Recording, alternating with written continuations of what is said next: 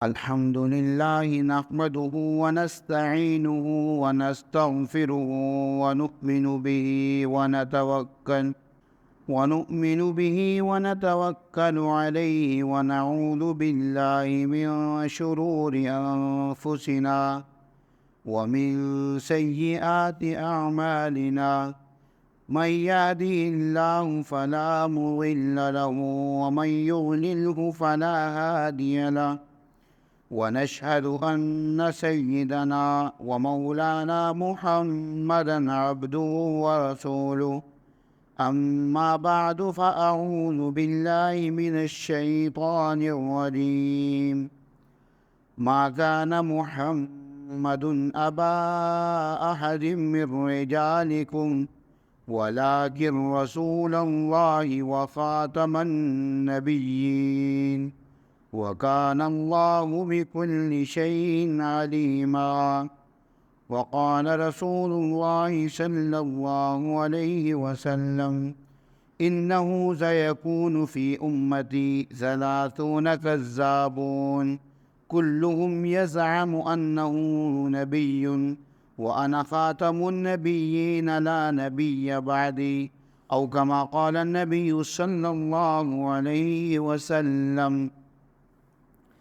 میرے عزیز بزرگوں، دوستوں، اللہ جل جلالہ کا بہت بڑا فضل ہوا کہ اللہ جل جلالہ نے ہمیں حضرت محمد صلی اللہ علیہ وسلم کی امت میں پیدا فرمایا۔ حضرت صلی اللہ علیہ وسلم بہت ہی زیادہ خصوصیات کے حامل تھے۔ آپ صلی اللہ علیہ وسلم کی ایک خصوصیت ایسی ہے کہ جس پر کتابیں لکھی جا سکتی ہیں اور لائبریریاں بھری جا سکتی ہیں آپ صلی اللہ علیہ وسلم کی خصوصیات پر۔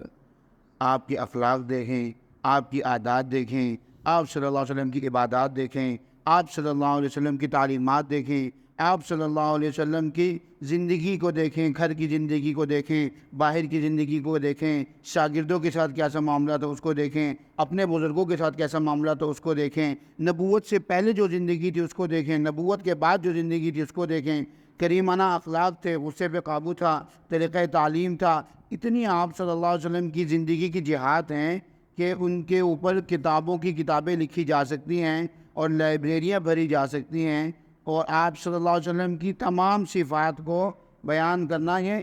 ہمارے ایمان کا حصہ ہے۔ آپ صلی اللہ علیہ وسلم کی شان کو بیان کرنا، آپ صلی اللہ علیہ وسلم کی صفات کو بیان کرنا، تاکہ ہمیں آپ صلی اللہ علیہ وسلم کی صداقت پر یقین اور بڑھے، ہمیں آپ صلی اللہ علیہ وسلم کی تعلیمات ہماری زندگی میں آئیں، تو آپ صلی اللہ علیہ وسلم کا ذکر خیر کرنا یہ ہمارے ایمان کا حصہ ہے۔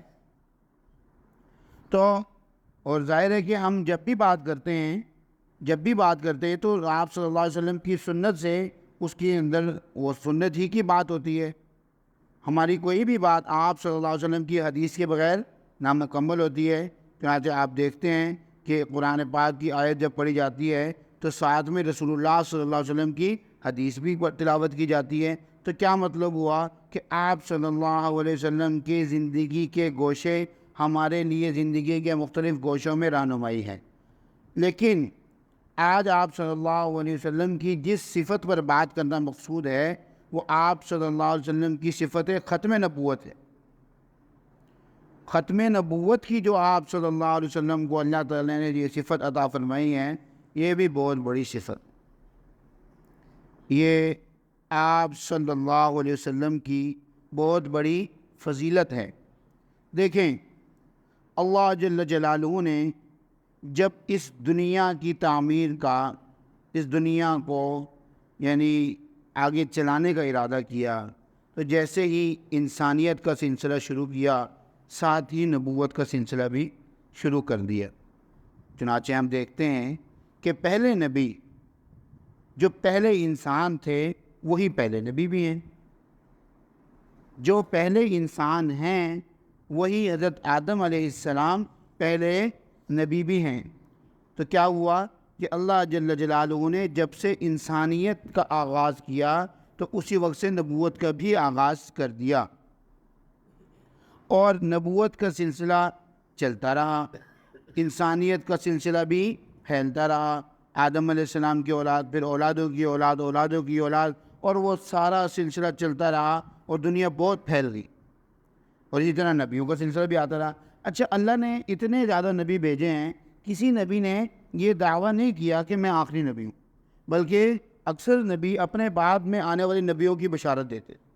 کہ میرے بعد نبی آئیں گے، میرے بعد نبی آئیں گے۔ چنانچہ اللہ جل جلالہ نے ایک ارشاد شروع میں کر دیا، یا بنی آدم اما یأتینکم رسل منکم یقصون علیکم آیاتی، کہ جس میں فرمایا گیا، اس آیت کا مفہوم یہ ہے کہ بنی آدم، اے آدم کے بچوں، اے آدم کے بیٹوں، اے آدم کی اولاد، تمہارے پاس تمہارے ہی میں سے رسول آئیں گے، اور وہ تمہیں میری آیات پڑھ پڑھ کے سنائیں گے، میری نشانیاں واضح کر کر کے بتائیں گے۔ تو ایک آیت، ایک اعلان تو اللہ جل جلالہ نے شروع میں فرما دی جب نبوت کا سلسلہ جاری ہوا، اور جب اللہ جل جلالہ نے یہ سارا سلسلہ جاری کیا تو یہ اعلان کر دیا، اور اس کے بعد نبی آتے رہے آتے رہے آتے رہے آتے رہے، کسی نبی نے یہ دعویٰ نہیں کیا کہ میں آخری نبی ہوں، میرے بعد کسی نبی نے نہیں آنا۔ لیکن اور آخر میں جب حضرت عیسیٰ علیہ السلام بنی اسرائیل، حضرت یعقوب علیہ السلام کے بعد جو انبیاء تھے انہی کی نسل میں سے تھے، حضرت اسماعیل علیہ السلام کا، ابراہیم علیہ السلام کے بعد جو سارے نبی تھے وہ حضرت ابراہیم علیہ السلام ہی کی نسل میں سے تھے، لیکن جو زیادہ انبیاء تھے آپ صلی اللہ علیہ وسلم کے علاوہ وہ سارے بنی اسرائیل تھے، اور بنی اسرائیل میں جو آخری نبی تھے وہ حضرت عیسیٰ علیہ السلام تھے۔ حضرت عیسیٰ علیہ السلام کے بعد جو آخری نبی، جو ساری نبیوں کے امام، وہ کون تھے؟ وہ بنی اسماعیل میں سے تھے، حضرت اسماعیل علیہ السلام کے بیٹے، آپ صلی اللہ علیہ وسلم اسماعیل کے بیٹے، تو یہ آخری نبی تھے۔ اور انہوں نے قرآن پاک میں بھی ارشاد فرمایا، عیسیٰ علیہ السلام کا ارشاد ذکر ہے کہ وَمُبَشِّرًا بِرَسُولٍ يَأْتِي مِن بَعْدِ اسْمُهُ احمد، کہ مجھے تو ایک خوشخبری دینے والا بنا کر بھیجا گیا ہے، میں اس بات کی خوشخبری دیتا ہوں کہ میرے بعد ایک رسول آئے گا اور اس کا نام احمد ہوگا۔ چنانچہ آپ صلی اللہ علیہ وسلم کے مبارک اور پاکیزہ ناموں میں سے جس طرح محمد نام ہے، اسی طرح احمد بھی آپ کا نام ہے۔ تو آپ صلی اللہ علیہ وسلم پر اللہ جل جلالہ نے نبوت کو ختم کر دیا۔ ختم کرنے کا مطلب یہ ہے، اب دیکھیں کہ آپ صلی اللہ علیہ وسلم کی جو ختم نبوت ہے نا، یہ آپ کی تمام نبیوں پر فضیلت ہے۔ وہ کیسے؟ وہ ایسے کہ دیکھیں، جب بھی کوئی تقریب بھی ہوتی ہے یا جب بھی کوئی سلسلے ہوتے ہیں تو شروع میں جن کا درجہ تھوڑا ہوتا ہے ان کو لایا جاتا ہے، اور جو سب سے خصوصی مہمان ہوتا ہے، جو سب سے چیف گیسٹ ہوتا ہے، اس کو سب سے آخر میں لایا جاتا ہے۔ تو انبیاء میں درجہ بندی تو اللہ نے خود رکھی ہے۔ اللہ فرماتے ہیں تِلْكَ الرُّسُلُ فَضَّلْنَا بَعْضَهُمْ عَلَىٰ بَعْضٍ، یہ سارے رسول ہیں، ان میں سے ہم نے بعض کو بعضوں پر فضیلت دی ہے۔ اللہ فرماتے ہیں کہ ہمارے لیے تو سارے نبی نبی، ہم نے تو سب نبیوں کی نبوت کو ماننا ہے، ہم نے تو سب نبیوں کی نبوت کو ماننا ہے، لیکن ہمارے زمانے میں جو نبی آئے ہیں وہ کون ہیں؟ حضرت محمد صلی اللہ علیہ وسلم۔ اور دیکھیں ہم آپ کا لقب کیا ہے؟ امام الانبیاء۔ امام الانبیاء یعنی نبیوں کے امام، نبی آتے رہے آخر میں نبیوں کے امام آئے، نبی آتے رہے آخر میں نبیوں کے امام آئے، وہ دنیا میں خدا کا آخری لے کر پیام آئے۔ اللہ جل جلالہ کو آخری پیغام کون لے گئے؟ ہمارے نبی حضرت محمد صلی اللہ علیہ وسلم۔ تو آپ کا سب سے آخر میں آنا یہ اس بات پر دلالت کرتا ہے کہ آپ صلی اللہ علیہ وسلم نبوت، آپ کی نبوت رتبے میں سب سے بڑھ کر ہے، کیونکہ سب سے آخر میں ہی آپ کو اس لیے لایا گیا ہے کہ جو پہلے نبیوں کو بھیجا گیا، پہلے نبیوں کو جو شریعتیں دی گئی اس میں سے کچھ شریعتوں کو منسوخ کر دیا گیا، کچھ حکموں کو باقی رکھا گیا، وقتاً فوقتاً تبدیل اللہ جل جلالہ کرتے رہے۔ اللہ جل جلالہ کو یہ معلوم تھا کہ اس نبی کو میں نے یہ شریعت دی ہے تو یہ شریعت اس زمانے تک چلے گی، اس کے بعد ایک اور نبی آئے گا، اس کو جو میں نے شریعت دی ہوگی وہ ایک زمانے تک چلے گی، اور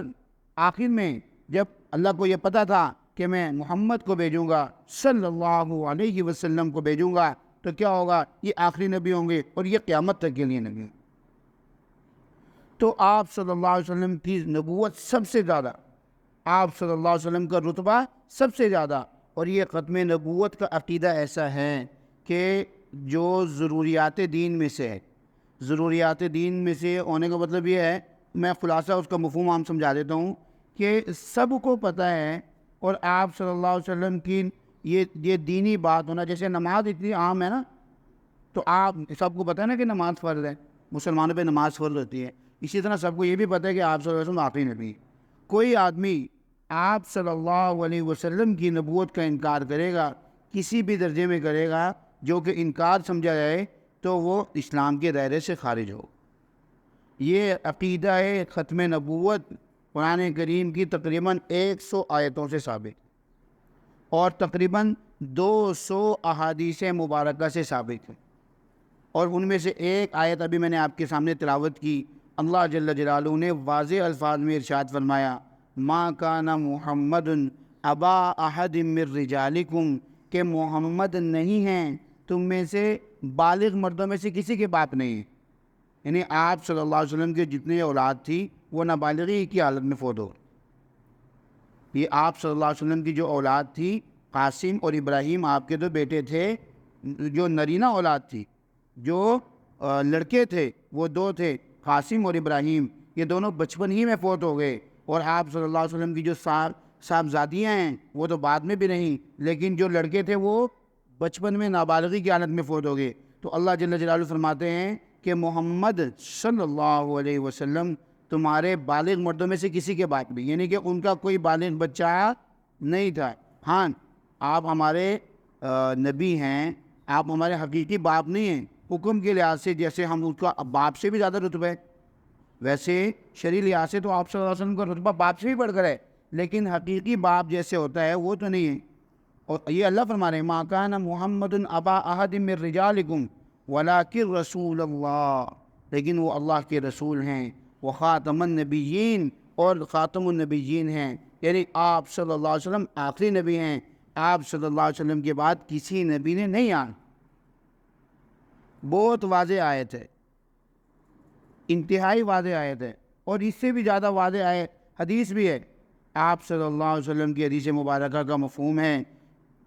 کہ آپ نے فرمایا، انہو سیکون فی امتی 30 کذابون، کہ ان قریب میری امت میں 30 جھوٹے آئیں گے،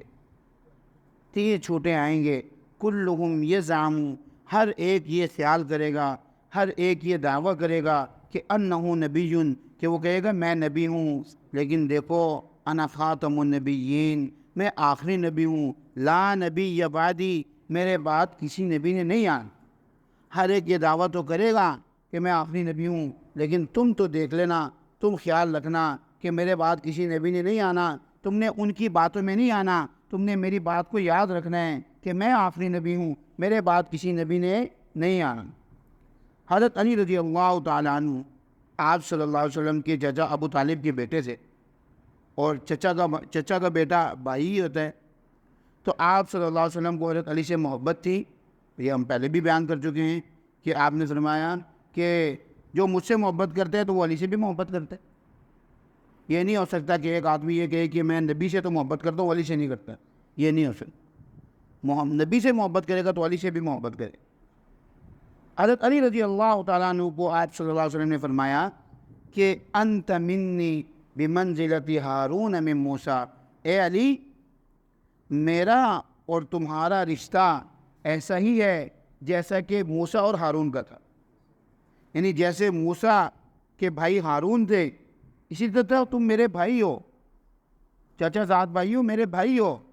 تم میرے لیے ایسے ہی ہو جیسے موسیٰ کے لیے حضرت ہارون علیہ السلام تھے۔ لیکن ساتھ میں اب کسی کے دل میں یہ بات آ سکتی تھی نا کہ موسیٰ علیہ السلام کی بات ہو، حضرت ہارون علیہ السلام ہیں، وہ تو نبی تھے، وہ سوچ سکتا تھا، وہ جھوٹے نبوت کے دعوے داروں کو یہ ایک مل سکتی تھی بات، لیکن آپ صلی اللہ علیہ وسلم نے ساتھ ہی اس جملے کی بھی جڑ کاٹ دی اور فرمایا الا انہ لا نبی بعدی۔ ایک فرق ہے، ویسے تو تم میرے لیے ایسے ہی ہو جیسے کہ موسیٰ کے لیے ہارون تھے، کہ وہ اس کے بھائی تھے موسیٰ کے، ہارون موسیٰ کے بھائی تھے، اے علی تم بھی میرے بھائی ہو اور میں تم سے محبت کرتا ہوں اور میرا تمہارا بہت قریبی رشتہ ہے، لیکن ایک فرق ہے کہ میرے بعد کوئی نبی نہیں ہے۔ ہارون تو نبی تھے لیکن میرے بعد نبی نہیں ہے، تم نبی نہیں، تو واضح کر دیا۔ اور آپ صلی اللہ علیہ وسلم نے قدم قدم پر اس بات کو واضح فرمایا۔ اور آپ صلی اللہ علیہ وسلم کے زندگی میں ہی دو ملعون لوگ انہوں نے نبوت کا دعویٰ کر دیے، ایک اسود عنسی تھا اور ایک مسیلمہ کذاب تھا۔ اور ایک تو آپ صلی اللہ علیہ وسلم کی زندگی میں ہی مارا گیا، اسود عنسی، حضرت فیروز دہلوی رضی اللہ تعالیٰ عنہ نے ان کو مار دیا۔ یہ نبوت کے انکار کرنے والا کافر ہے، اور وہ ریاست اسلام تھی، آپ صلی اللہ علیہ وسلم کی ریاست تھی، تو کافر کی سزا تو مرتد ہو گئے تو اس کی سزا قتل ہے۔ تو آپ صلی اللہ علیہ وسلم کے ایک جانثار صحابی حضرت فیروز دہلوی، آپ صلی اللہ علیہ وسلم تو بادشاہ بھی تھے نا اس زمانے میں، حاکم وقت بھی تھے، تو آپ کے صحابی نے اس کو قتل کر دیا، اسود عنسی کو۔ اور دوسرا تھا مسیلمہ کذاب، یہ چاہتا تھا آپ کے نبی، آپ صلی اللہ علیہ وسلم کی زندگی میں بھی اس نے یہ بات کی تھی کہ آپ اپنا یہ جو نبوت کا معاملہ ہے نا، یہ میرا اور آپ کے درمیان آدھا آدھا کر۔